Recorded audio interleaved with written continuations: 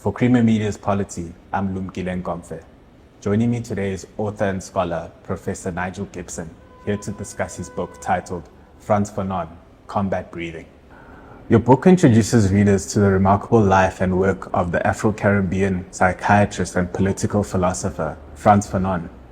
What informed your decision to write this book, and why was the topic of breath so significant in this regard? This book was actually in the works around 2021. I was working on a project called Fanon Today, which is a collection of essays subtitled The Reason and Revolt of the Wretched of the Earth.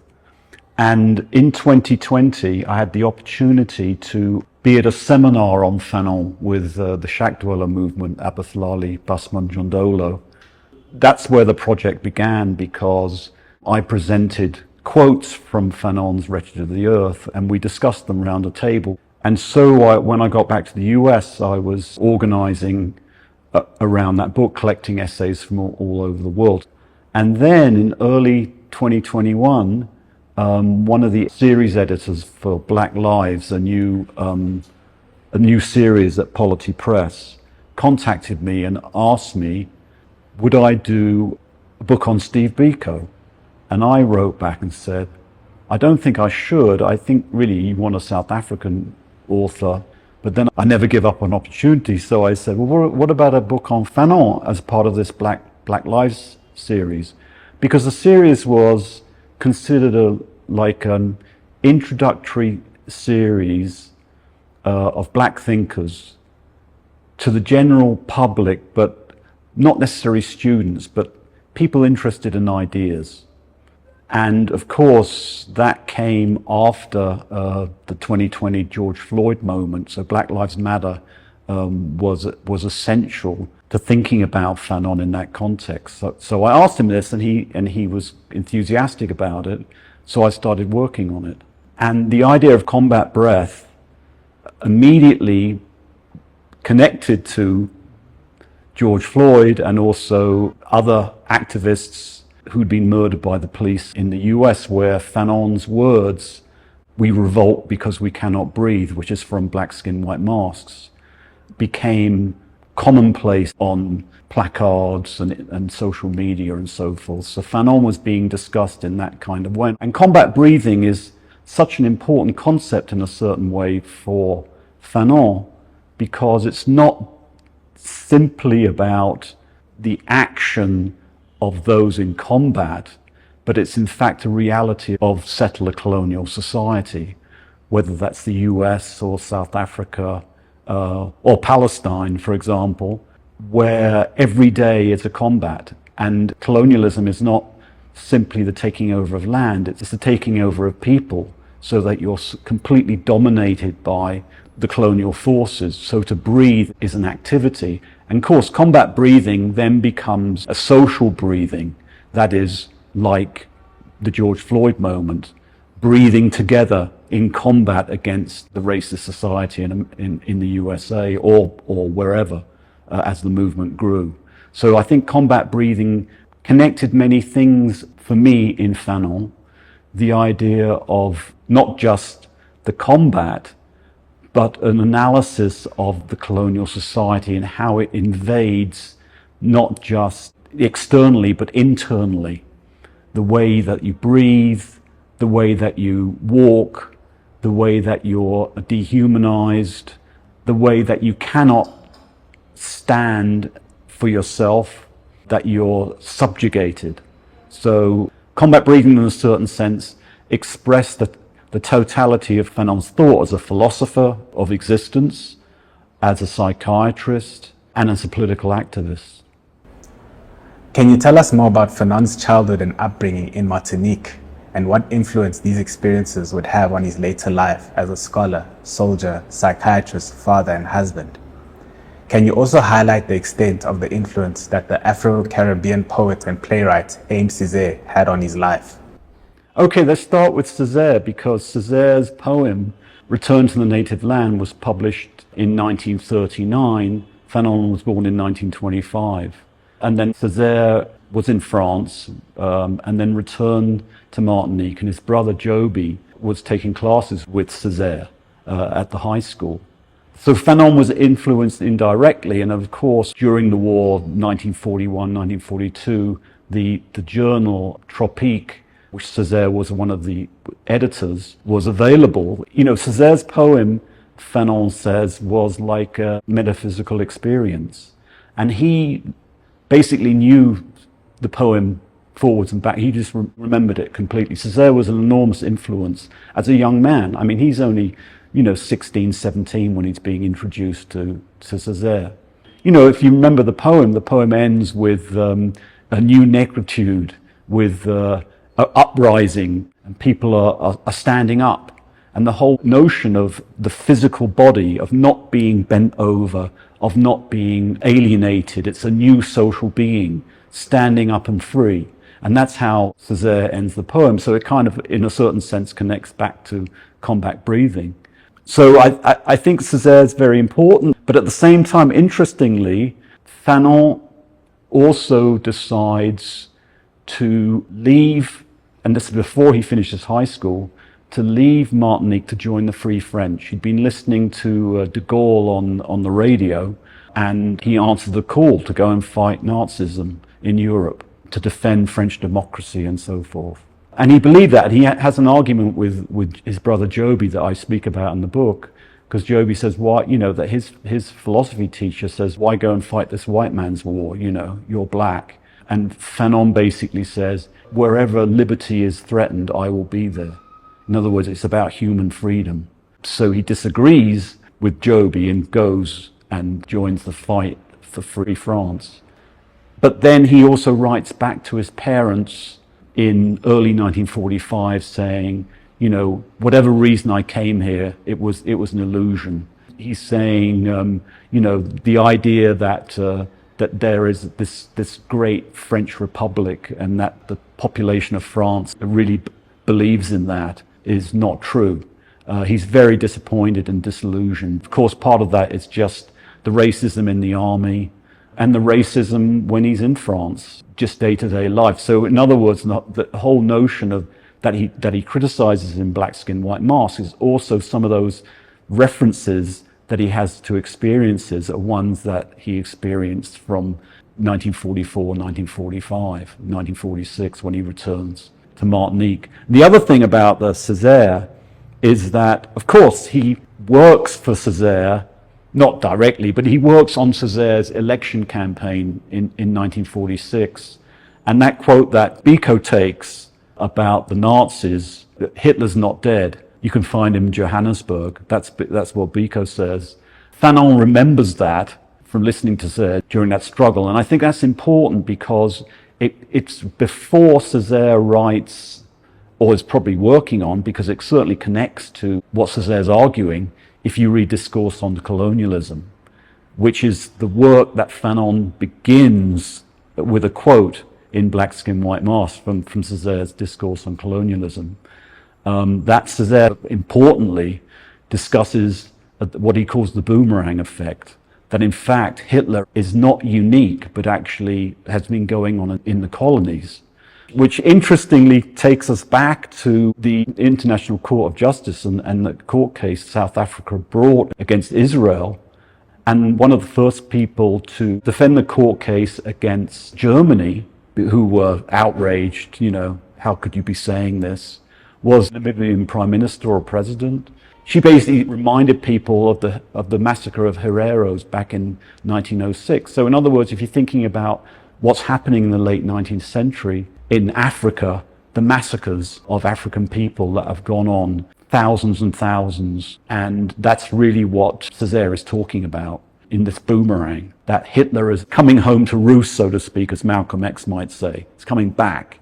And Fanon is obviously influenced by this because he's experienced the war in France and realized that all the ideals that France is talking about are not in fact real. He's incredibly skeptical of European notions of humanism and what they stand for. As he says in Wretched of the Earth, they talk about humanism wherever they go, but they kill people wherever they go. Can you also elaborate on the type of relationship that he had with his wife, Josie, and his children? It's a great question because, in fact, there's so little written about Josie.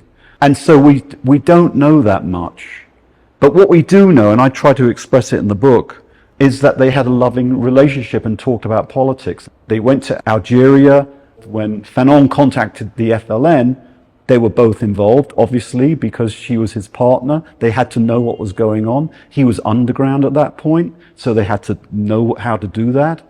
He had people from the FLN staying at their house when they were recovering from certain psychiatric disorders or just like burnout. So Josie was involved step by step politically. And then when his son Olivier was born in 1955, which is after the war had begun, the war began in November 1954. So in other words, in the summer of 1955, Olivier was born and they went back to France for the birth. But he wrote to his mother, telling his mother about Olivier, but said nothing about what was going on in Algiers or Algeria, and said, of course you hear things on the news, but it's fairly quiet here, although he's directly involved. So the security consciousness of Josie and Frantz Fanon in terms of the FLN was incredibly important in Algiers. And then when he went to Tunis, he got there in 57. Obviously Josie's with him. And again, she's actually involved in pro-FLN activities and so forth. She was actually the person who Fanon spoke Black Skin, White Masks to. She typed it up for him. The whole notion of Josie taking dictation, and dictation was Fanon pacing up and down the room, speaking. He spoke his chapters. I mean, it's fascinating for critics to think that somehow they didn't talk about this. I mean, they talked about everything. As a medical scholar, in what ways did Fanon navigate the parochial pathologies created and recreated by the medical establishment in France? And what influence did these pathologies have on this establishment's ability to assess Black patients? Well, it's a great question because it was dominant in France. And if you read the essay, The North African Syndrome, which is about the medical establishment's treatment of North Africans, the whole essay is about the pathology of the medical establishment. They can't actually hear what the North African is saying. And they try to find the source of his complaints. And in the end get frustrated and pathologize the North African as, oh, it's the North African syndrome. They completely dehumanize. And this is connected, of course, to psychiatry in North Africa, what's called the Algiers School of Psychiatry, which was the dominant psychiatric program in Algeria and therefore also in France. And that was based on racial science. In other words, trying to find the condition of the North African in scientific studies of the North African's brain. So they ended up saying the North African cortex was not as well developed as the European. So this was not only North Africa, this was also studies in Kenya and so forth, absolute kind of fetishism with weighing of brains, the size of brains and so forth, of finding actual scientific proof that Africans and North Africans were developmentally different than Europeans and therefore not as human or not as developed. This is dominant, and it's not necessarily gone. Even in the 2020s, the whole discussion, for example, about concussion in the National Football League, the American National Football League, was based on what's called race norming, which was the idea that the black players' brains or skulls were different from white players, and therefore they didn't experience concussion, and therefore they weren't eligible for the insurance that would have been connected to concussion in the same way as whites were. This racial norming is not just American, it's part of race science. A colleague of mine, Lundy Brown, wrote a book about the tests of lung function in South Africa. the idea that Africans' lungs were different from whites' or European lungs, and therefore their testing about their lung function was normed, and so many of them were suffering. So it meant that black miners suffered and were not treated for all sorts of horrific lung conditions, or even given any compensation for lung conditions because of this. And this continued. I'm not sure if it even has finished yet, but it was dominant into the 21st century. In what ways did Fanon's practicing as a psychiatrist inform his ability to understand the traumatic effects of colonialism in Africa and in Europe? And how did he describe the effects of the latter on the lived experiences of black people in his seminal works, which include Black Skin, White Masks, A Dying Colonialism, and The Wretched of the Earth? The fact that he becomes a psychiatrist after his experience in the war, it's not just, oh, I'm looking for a career and I'm going to think I'm interested in psychiatry. It had very much to do with his experiences, like his experiences of growing up in Martinique in a middle-class family, of not really believing they were black. In other words, certainly not like the Africans, that they were French, believing that, and being educated with a completely French curriculum in the high school, that Martinique being a mirror of France. In fact, it's still a département of France. If you look on the maps, there's France, the country, and then on the side you'll see the departments include certain islands. One of them's Martinique, still is. Then he goes to France and has different experiences. And he describes this in the first chapter of Black Skin, White Mask, talking about language, talking about how the Martinican wants to speak perfect French, to pass as a French person, to speak French like the white. If you're just talking on the phone, then who knows what color you are, but as soon as you're seen as a black man, something else happens. He describes this in the 5th chapter, probably the most popular chapter of Black Skin, White Mask, called The Lived Experience of the Black. And he describes being on a train, minding his own business, reading a book or something, and he hears this child, a small child, like maybe 4 years old, say, "Look, mama, un nègre." Nègre is that Césaire uses to talk about the N-word. And so Fanon, in that experience, is absolutely decentered. It's interesting because it's a story of movement. He's on the train, it's modernity, you're on a train, you're traveling and so forth, and then you're objectified by this small child. But there's a truth to it. The mother says, "Oh, take no notice of him, sir. We know you're just as good as we are." But it's a platitude, and it's a starting of, in a certain way, Fanon's analysis of the effects of racism, which he describes in that chapter. He describes the way in that chapter, the journey in that chapter of trying to figure out, like every time I walk into the room, all the whites say, "Oh, you're just as good as us, please come." But every time a black man or black person walks into the room, they're objectified. They're no longer an individual. They're no longer Frantz Fanon. They are unknown. They're a threat. So he gets into this throughout the book, and the way in which this is internalized by black people as normal without them also reacting to it. So it's an enormous piece of work to try to deconstruct.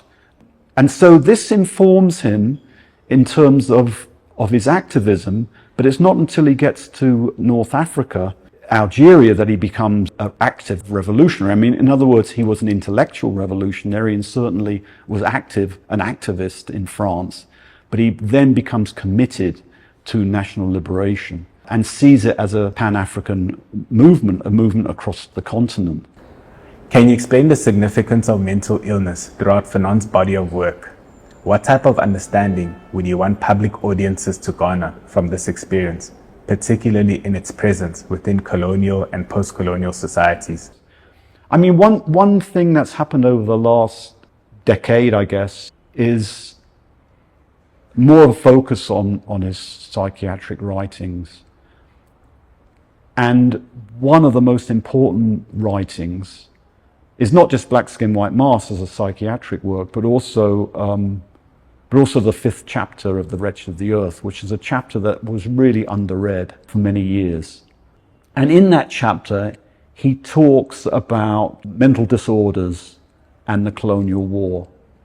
And he introduces the chapter saying, this chapter might seem a little out of place in a book like this. In other words, it wasn't really a subject of conversation, and certainly wasn't in that period. And I think we've finally come to the point where it is a subject of conversation, that we've got to talk about mental illness, especially as the effects of colonialism, racism, and war.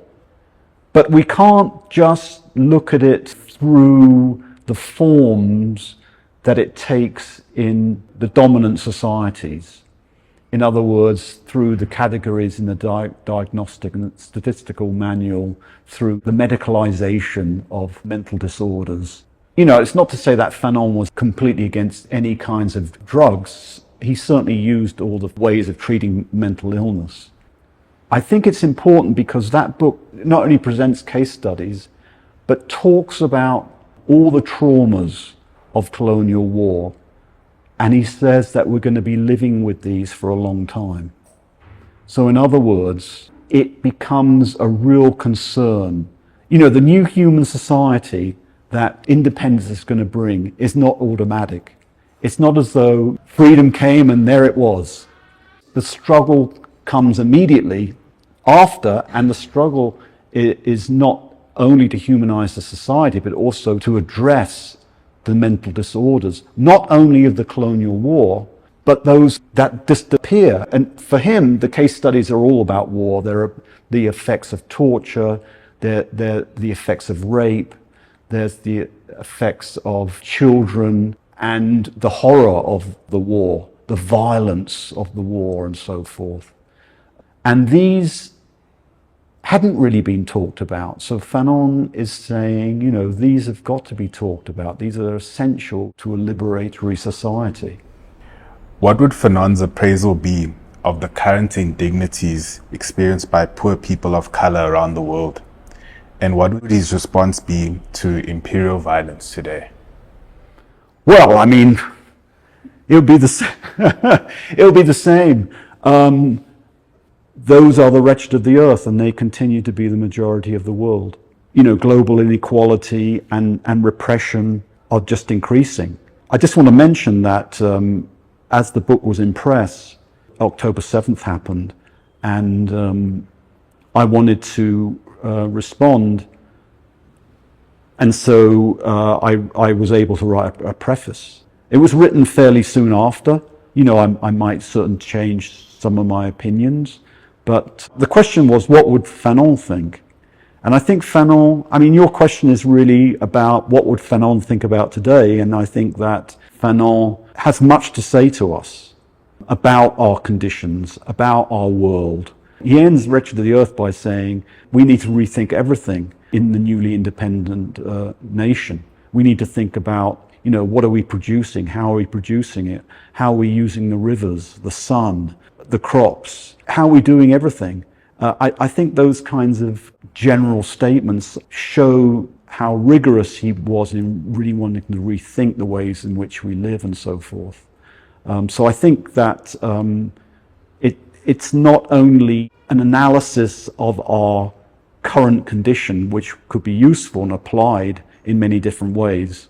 And, you know, South Africa was a settler colony, and Palestine's a settler colony, and Fanon's analysis of settled colonialism, how brief it is in the first chapter, the spatial analysis, the way in which people are denied access, movement, breath. One could read Fanon's Wretched of the Earth and think about Gaza, and think about the conditions that people are living in, and the fact that people continue to struggle, and people continue to want human life. And Fanon is a humanist, a world humanist in a certain sense.